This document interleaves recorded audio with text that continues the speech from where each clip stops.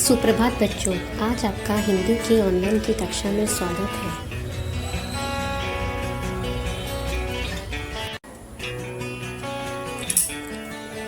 बच्चों, आज हम नवीं कक्षा की हिंदी मंजरी से तीसरा गद्य पढ़ने जा रहे हैं, जिसका शीर्षक है जेल में मेरे मित्र।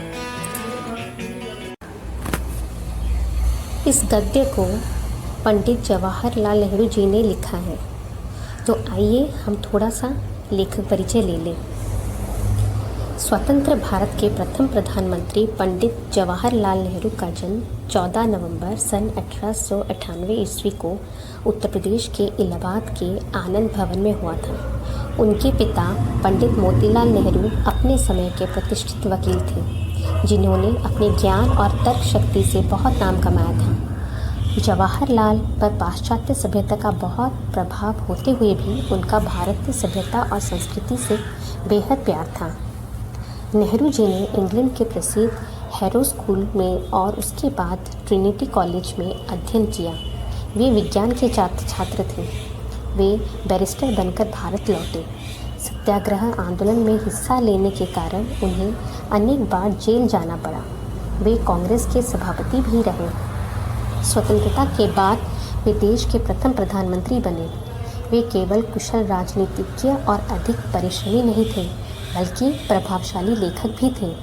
उनकी आत्मकथा मेरी कहानी, विश्व इतिहास की झलक, भारत की खोज, पिता का पत्र पुत्री के नाम आदि उनकी प्रसिद्ध रचनाएं हैं। पंडित जवाहरलाल नेहरू प्रभावशाली व्यक्तित्व के धनी और मानवता के पुजारी थे। अपने अनमोल व्यक्तित्व और अप्रतिम देश सेवा के कारण भारत सरकार ने उन्हें भारत रत्न सम्मान से सम्मानित किया है। 27 मई सन 1964 ईस्वी को उनका देहांत हुआ था। जेल में मेरे मित्र नेहरू जी की जेल यात्रा के तन्हाई के दिनों की कहानी है। उनके द्वारा लिखित यह एक संस्मरण है। जब कोई मित्र नहीं होता तो व्यक्ति प्रकृति के करीब हो जाता है। प्रस्तुत संस्मरण में नन्ही गिलहरियाँ लेखक के सूने जीवन में प्रसन्नता का संचार करती हैं और अन्य जीव जंतुओं को कुछ रोचक अनुभव दे जाती हैं। नेहरू जी उनसे प्रेम करने लगते हैं और इन्हें अपने परिवार का अंग भी मानने लगते हैं। तो आइए ये कहानी पढ़ते हैं। आज जो अनुच्छेद हम पढ़ने जा रहे हैं उसमें लखनऊ जेल और देहरादून जेल के अपने अनुभव को नेहरू जी ने लिखा है। मैं देहरादून जेल की उस कोठरी में लगभग 14.5 महीने रहा। मुझे लगने लगा कि जैसे यह मेरा ही घर है। मैं उसके कोने कोने से परिचित हो गया। सफ़ेद दीवारों, छत और कीड़ों द्वारा खाई हुई कड़ियों पर पड़ी हुई प्रत्येक रेखा और बिंदु को मैं पहचानने लगा था। जेल में दूसरे कार्यों से फुर्सत होने के कारण हम प्रकृति के अधिक निकट होते चले गए। अपने सामने आने जाने वाले जानवरों और कीड़ों को हम बड़े ध्यान से देखते थे। मैंने अनुभव किया कि मेरी यह शिकायत उचित न थी कि मेरा आंगन सूना और उजड़ा हुआ है। मैंने पाया कि वह तो जीवों से भरा हुआ था। ये सब रेंगने, फिसल कर चलने और उड़ने वाले कीड़े मकोड़े मेरे दैनिक जीवन में बिना किसी प्रकार की छेड़छाड़ किए हुए रह रहे थे। ऐसा कोई कारण न था कि मैं उनसे किसी प्रकार की छेड़छाड़ करता। हाँ, खटमलों, मच्छरों और मक्खियों से मुझे निरंतर युद्ध करना पड़ता था। जहाँ पर वृक्ष थे वहाँ गिलहरियों के झुंड मज़े से घूमते रहते। गिलहरियाँ बिल्कुल न डरती और साहसपूर्वक हमारे पास आ जाती थी। वे इधर से उधर भागती, मानो एक दूसरे से आगे बढ़ने का खेल खेल रही हों। मुझे उनकी अटखेलियाँ देखने में बड़ा आनंद आता। लखनऊ जेल की बात है। मैं घंटों बिना हिले डुले बैठा पढ़ता लिखता रहता। एक गिलहरी मेरे पैरों पर चढ़कर गोद में आ बैठती थी और मेरे मुंह की ओर देखने लगती थी। वह मेरी आंखों की ओर गौर से देखती थी और अनुभव करती थी कि मैं वृक्ष नहीं हूँ। वह मुझे क्या समझती रही मैं नहीं बता सकता। मैं ज़रा सा हिलता कि वह भयभीत होकर भाग खड़ी होती। कभी कभी गिलहरियों के छोटे बच्चे पेड़ों से नीचे गिर जाते थे। उनकी माताएं उनके पीछे दौड़ी हुई आती और उन्हें गेंद की तरह अपने मुंह में दबाकर सुरक्षित स्थान पर ले जाती थी। कभी कभी बच्चे खो भी जाया करते थे। हमारे एक साथी ने इस प्रकार गिलहरियों के खोए हुए 3 बच्चों को पाल रखा था।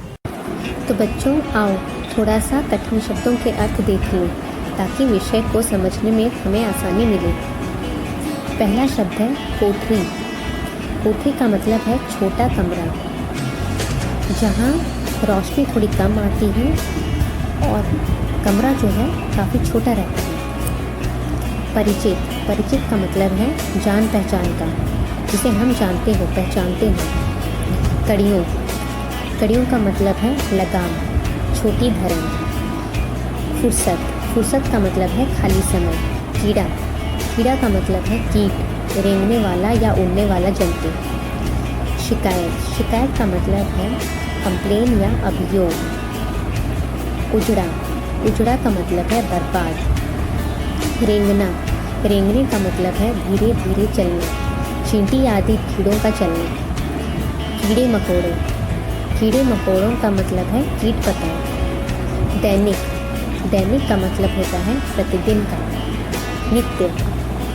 छेड़छाड़। छेड़छाड़ का मतलब है हंसी मजाक, दिल लगी। खटमल। खटमल का मतलब है खाट या कुर्सियों में रहने वाले छोटे छोटे कीड़े। मच्छर। मक्खी। मच्छर मक्खी तुम्हें पता ही होगा। निरंतर। निरंतर का मतलब है लगातार। गिलहरी, एक प्रकार की चूहिया। झुंड। झुंड का मतलब होता है दल या समूह। अटखेलियाँ, खेलकूद करना।